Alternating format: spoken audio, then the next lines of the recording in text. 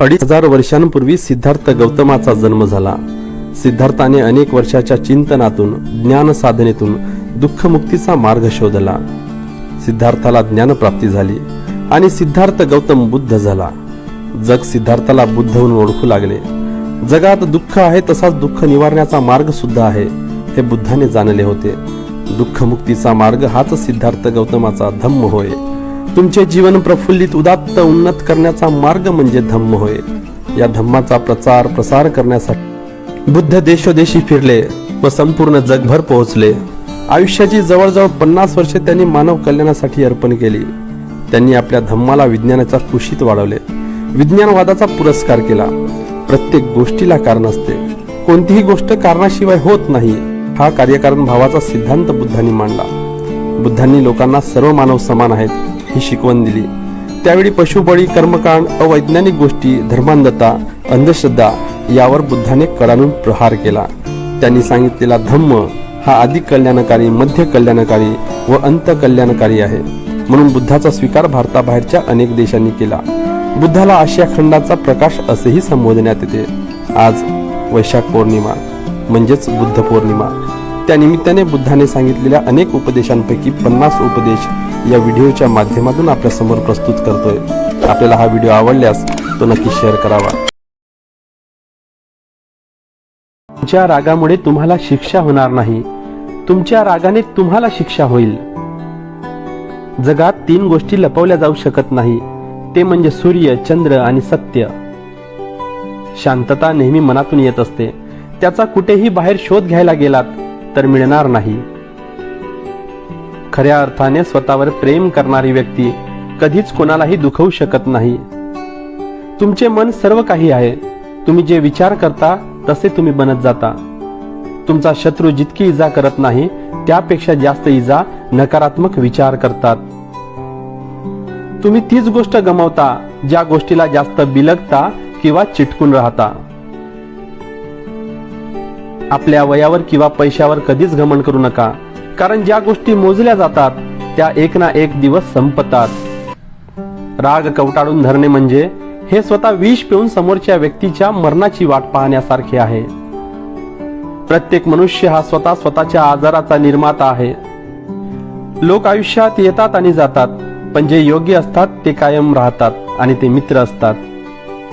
जीवनात हजारो लढाया जिंकण्यापेक्षा स्वतःवर विजय प्राप्त करा. मग विजय नेहमी तुमचाच होईल. मग हा विजय तुमच्याकडून कोणीही हिरावून घेऊ शकत नाही.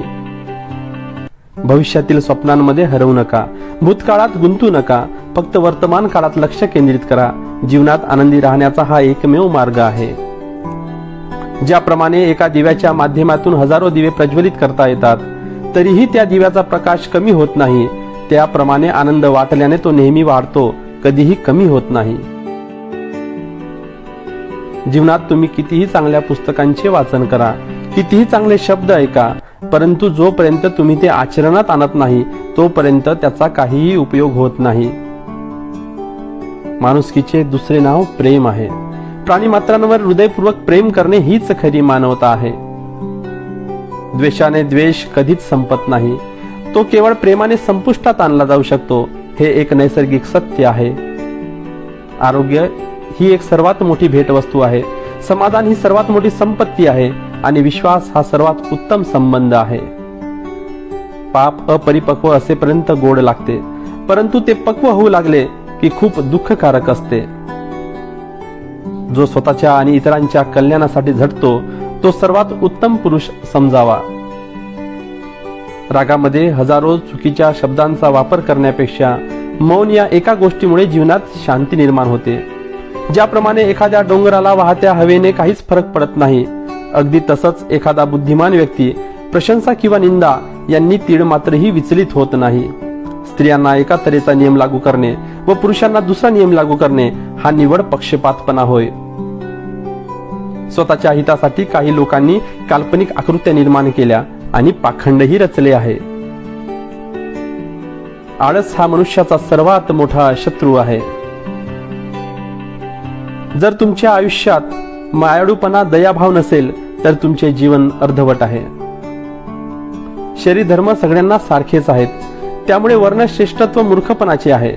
सगळी माणसे समान व सारखी आहेत.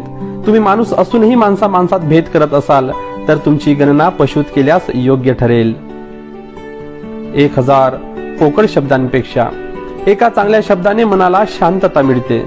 त्यामुळे नेहमी चांगले बोला. वाह्यात बोलून शब्द संपदा खर्च करू नका.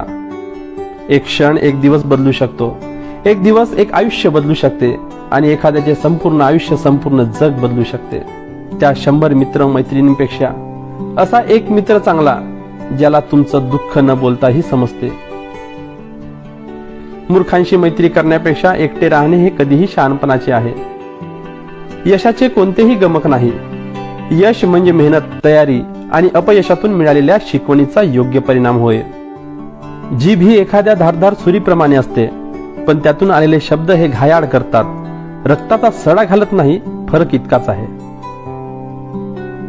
प्रत्येक नवी सकाळ ही पुनर्जन्म असते. त्यामुळे काल काय झाले हे विसरून नवी सुरुवात करा. आजचा दिवस अधिक सुंदर करा. तुम्ही नेहमीच योग्य आहात असे जर तुम्हाला वाटत असेल तर तुम्ही आयुष्यातून काहीच शिकत नाही हे खरे आहे. कोणताही व्यक्ती आपला शत्रू किंवा मित्र म्हणून जन्माला येत नाही, तर आपले शब्द आणि आपला व्यवहार लोकांना मित्र किंवा शत्रू बनवतात. कोणतीही गोष्ट मी सांगतो म्हणून माझ्यावर विश्वास ठेवू नका. मी सांगितलेल्या बाबी तुमच्या सद्सद विवेक बुद्धीने तपासून पहा आणि मग विश्वास ठेवा. स्वतःचे प्रकाश स्वतः बना. कोणते काम करून झाले आहे हे कधीही पाहू नका. कोणते काम करायचे बाकी आहे याकडे लक्ष द्या.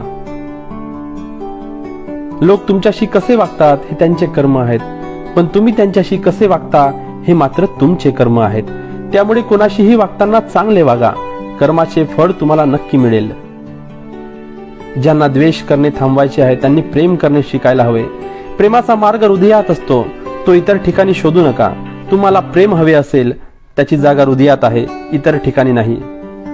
दुःख हे टाळता येण्याजोगे अजिबात नाही, पण त्यामध्ये आपण किती रमून राहायचे हे आपल्या हातात आहे.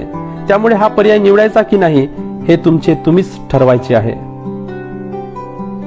रोज सकाळी आपला पुनर्जन्म होत असतो. आपण जे काही करतो ते आजच्या दिवसापुरती ठेवा, अन्यथा आयुष्यभर त्रास सहन करावा लागेल. दुःखाचे मूळ कारण आसक्ती आहे. तुम्ही कोणाशी तरी खूपच जोडले गेले असता, त्यामुळे तुम्हाला दुःख अधिक होते. आपल्या आयुष्याची दुसऱ्यांच्या आयुष्याशी तुलना करीत राहिल्यास तुम्हाला कधीच मनशांती मिळणार नाही. त्यामुळे आपल्याकडे जे आहे त्यात आनंदित राहा. तुम्ही कोण आहात अथवा तुमच्याकडे काय आहे यावर आनंद अवलंबून नाही, तर तुम्ही काय विचार करता आणि त्यावर काय कृती करता यावर तुमचा आनंद अवलंबून आहे. कोणत्याही संकटांपासून दूर पडून जाण्याने त्याच्यावरील उपाय शोधण्याचा दुरावा अधिक वाढतो. संकटाचा सामना करा आणि एकदा त्यांना दूर करा. जगात इतर कोणावरही अधिक प्रेम करण्यापेक्षा तुम्ही स्वतःवर अधिक प्रेम करण्यासाठी पात्र आहात. स्वतःवर प्रेम करायला शिका. नेहमी चांगला विचार करा. दुसऱ्यांबरोबर चांगले वागा. त्यांच्याबद्दल चांगले बोला. या सगळ्यांचा परिणाम म्हणजे तुमचेही नेहमी चांगलेच होईल. जे संतापजनक विचारांपासून नेहमी दूर राहतात त्यांना नेहमीच मानसिक शांती मिळते, कारण त्यांचे मन नेहमी शांत असते. मनात कोणत्याही विचारांचे काहूर माजलेले नसते. एखाद्याची प्रशंसा केल्याने तुमचा आणि त्याचा आनंद वाढेल, पण तसे न केल्यास तुम्हालाच अधिक दुःख मिळेल.